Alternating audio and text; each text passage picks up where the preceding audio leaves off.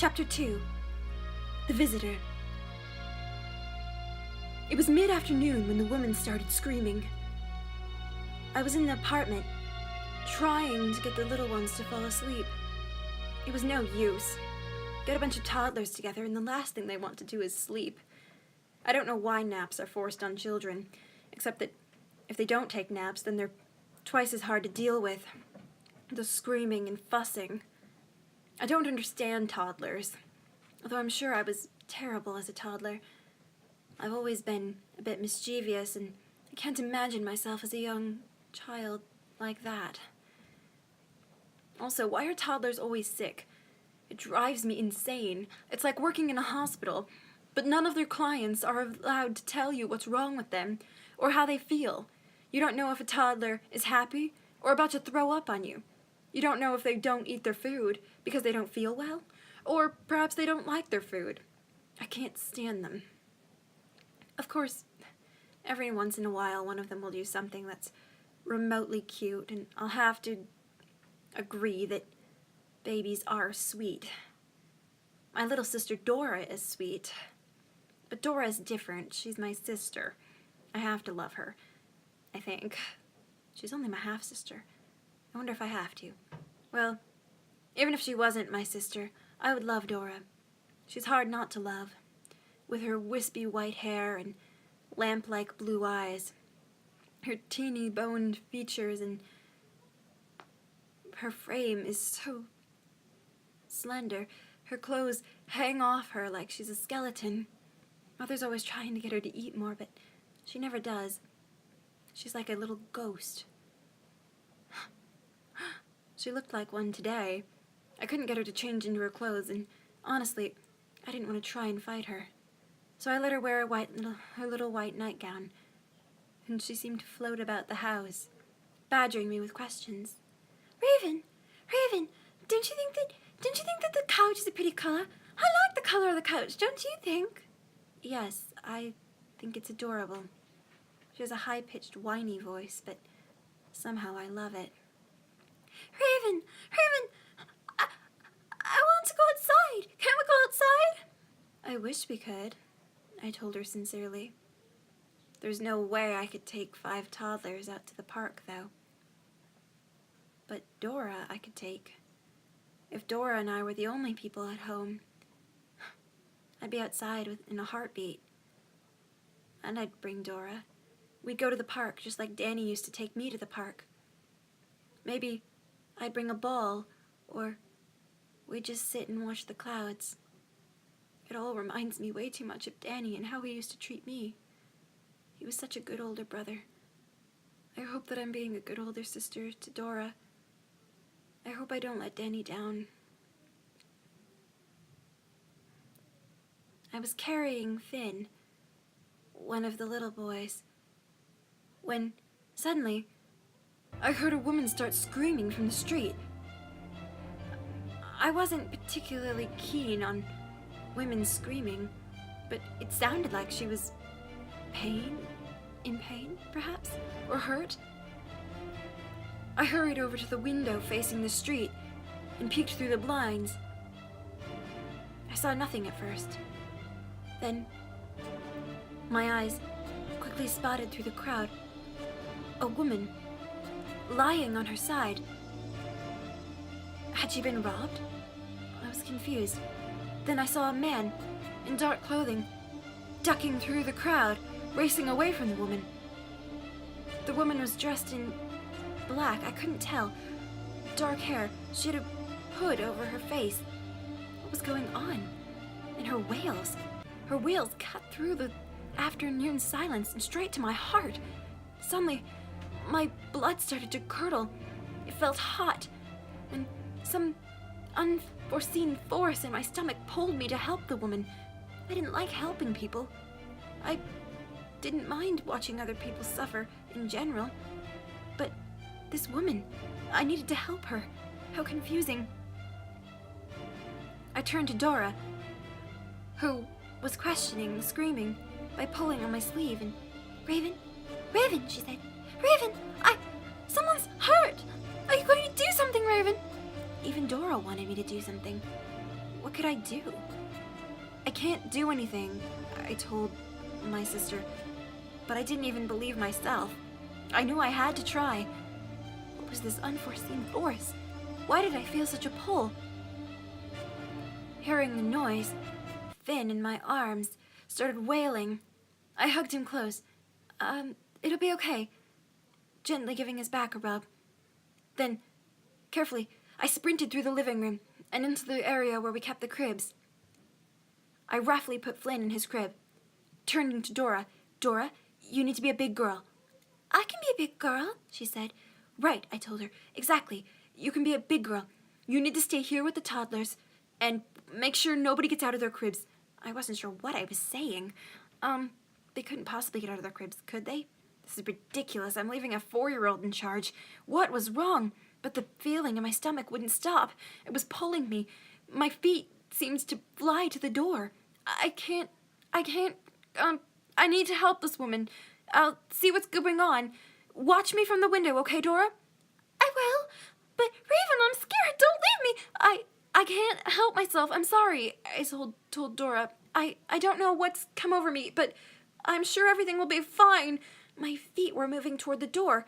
How did I stop them? What was going on? My hand reached for the doorknob. Dora was clinging to my leg. "Don't go," she said. I can't help it," I said to Dora. I pulled her off my leg, my hand already opening the door, unlatching the bolts from the inside. "Dora, stay here," I ordered her. "I'm going to check on the woman." The woman's wails were just getting stronger. Oh, she was going to wake up all the babies. All my hard work for nothing. I already heard them fussing. What was I thinking leaving them? But I didn't seem to have a choice. My feet were already through the open door. How did I open the door so quickly? "Dora, stay here." I pried Dora off myself once again, roughly shoving her back inside the room and closing the door behind me. Once I was in the hall, I was free to sprint, and I did so. I sprinted through the building, then to the back stairwell, taking the steps 3 at a time.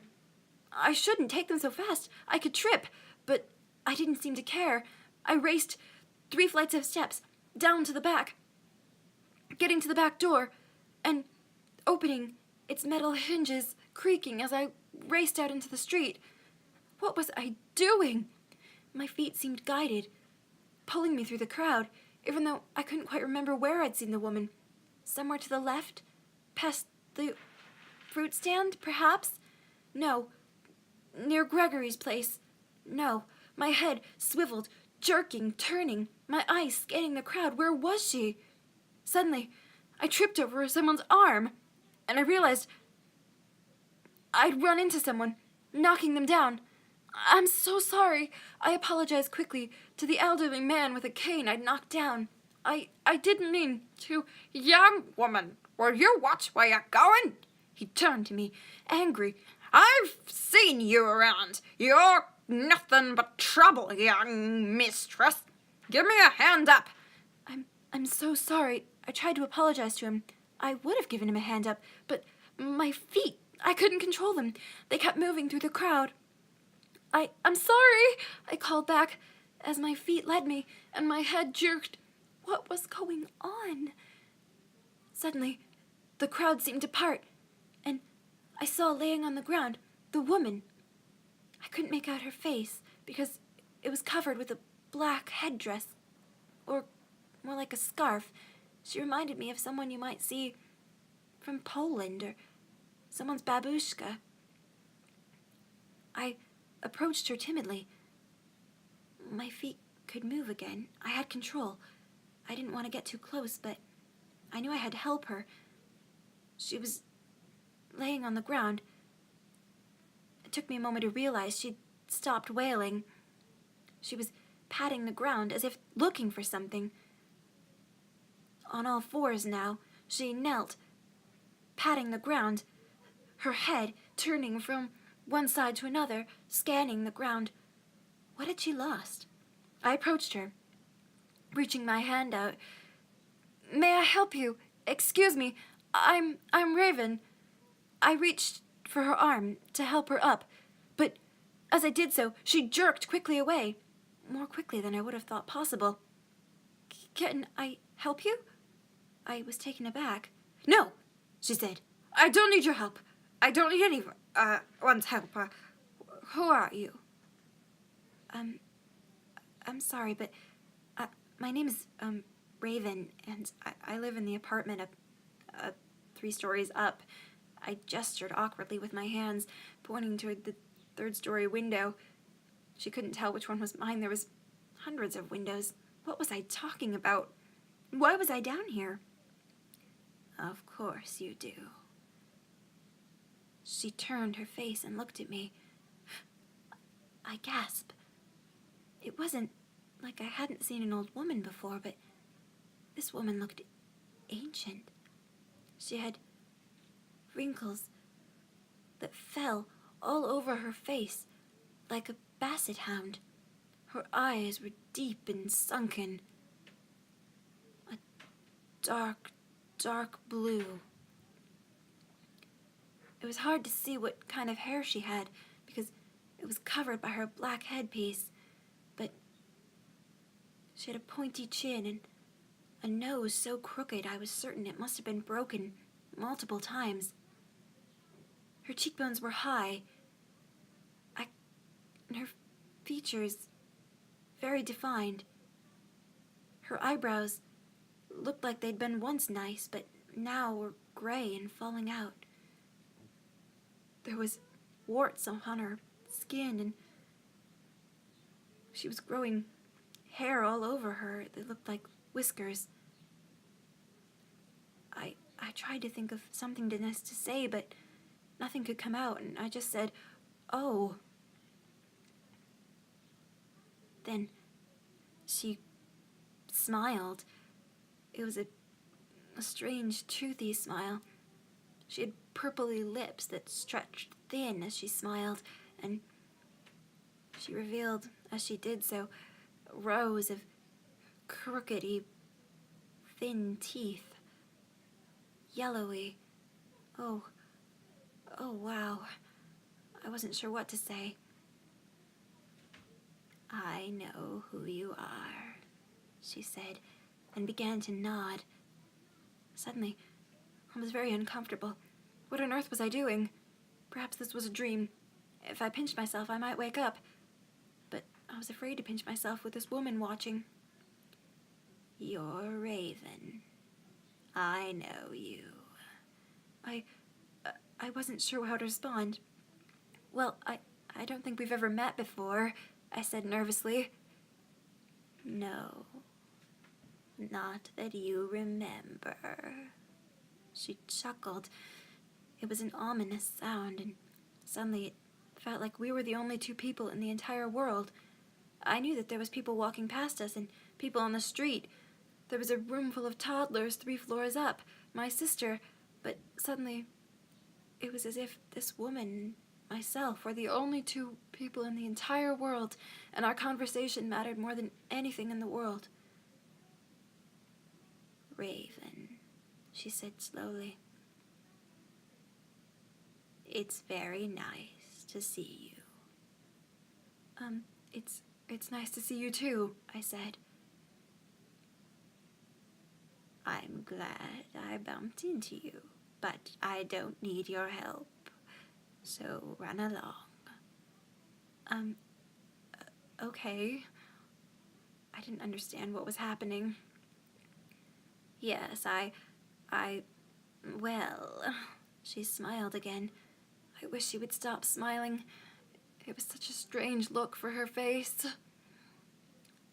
You see, she continued, I had a run-in with some people who don't like me. I know what you're going to say, but, well, they robbed me, and I'm not sorry. They took something very important, but, oh, who cares anymore? Now I was really confused. I care, I said. I mean, I think I do. I fell into silence. What was I going to say to this woman? Why was I here? She sat back on her haunches, apparently done looking for whatever they'd stolen, she'd dropped. I wasn't sure. She turned her head to look up at me. I will be seeing you again shortly, my dear. But until then, take care of those toddlers you left in that room. How did she know I had toddlers up in the room? Well, I guess I was a known babysitter. Perhaps that's what she knew. All right, I said, if you're sure you're okay. Oh, my dear, she said. She started to prop herself up. I reached out a hand to help her, but she shirked back. I don't need anyone's help. I'm perfectly fine. I was just having a bad day. We all have them, don't we, darling? You're going to have a bad day if you don't get back up to your, sisters and your toddlers. Oh. I only have one sister, I told her. She raised her eyebrows, rolled her eyes, and hobbled to her feet, turning her back on me, and hobbling off in a different direction. I stood there, stunned. What had happened? I watched her, but she was gone. Where'd she go? The crowd was moving again. The moment had passed. I should go, I thought. I raced back up the staircase, down the hallway, and into the room. Closing the door heavily behind me, I panted. The sound of bawling toddlers and my sister's shrieks met me as I entered the apartment. Raven! Raven! You left me! I didn't want you to leave me! My sister flung herself at me, and it was all I could do to comfort her. I patted her hair and rubbed her back. It'll be okay, I said, although I really wasn't sure it was going to be okay. I wasn't sure what had happened. Why had my feet moved? What was the woman doing? A coincidence. It was just a coincidence. I blinked hard and tried to picture how it must have looked to someone else. I was just following an impulse. Perhaps I wanted an adventure more than I'd realized. I tried to shake off the feeling, but my skin was still tingling, numb almost. Raven! Raven! My poor little sister. Dora, it will be okay, I told her calmly. Let's see to those toddlers, all right?